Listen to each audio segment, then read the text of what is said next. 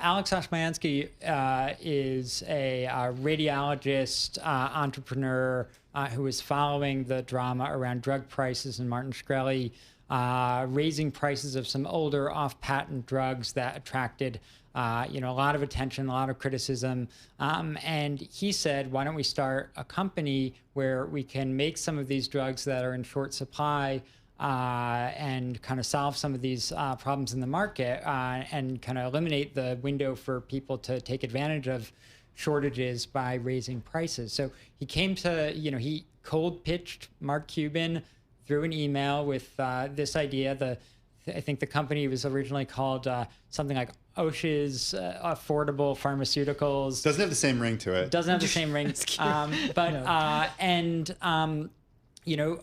Cuban bit and he invested and kind of took an interest in the business, and it became what's now known as Cost Plus. A lot of people who know Cost Plus know kind of the mail order website primarily for generic drugs, some brand drugs available on, but mostly lower cost generics. But there are other elements they're trying to build out too. And, what they articulate is really, they're trying to kind of build an alternative to the existing pharmacy benefit managers, the way most people get prescription drugs. They're trying to build something outside of that system to compete with it.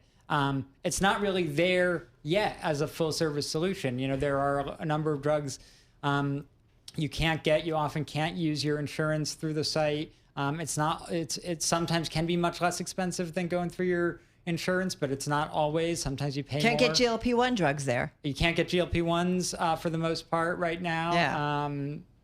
Just an anecdote to share about Cost Plus. I have a friend who works for a company that owns one of the large PBMs. I will not say which one it is. He told me a generic medication that he was trying to get. And remember, he works for one of these companies. Like, that's his insurance. Right. He works for one of these companies. It was like an eighth of the price to get it at Cost Plus Drugs versus going through his own company. Well, and he works for one of these PBMs, which is amazing, which is crazy, right? So it makes me ask, and just as we kind of wrap up, because we know his acumen. In terms of a businessman, he's a billionaire. Sports, he's doing this, trying to solve some of the problems in the pharmaceutical industry. I mean, is this enough for him? Let me start with you, Max. For him to ultimately get to the White House. So Cuban has basically so far Does said he he's want not it, going to too? do it, but he hasn't like 100% ruled it out. In various interviews with us, he said not interested, I believe. But anyway, he's sort of pushed this down. When you talk to people in Democratic politics, though, and in politics in general, what they say is what Cuban is doing is, number one, exactly what you would do if you were running for president. Yeah. He's doing a lot of interviews with political journalists. He's going to, in addition to healthcare events, he's going to political events. He is really putting himself out there in a way that raises his profile, that allows him to test messaging. And then the other thing is the way the Democratic Party is now.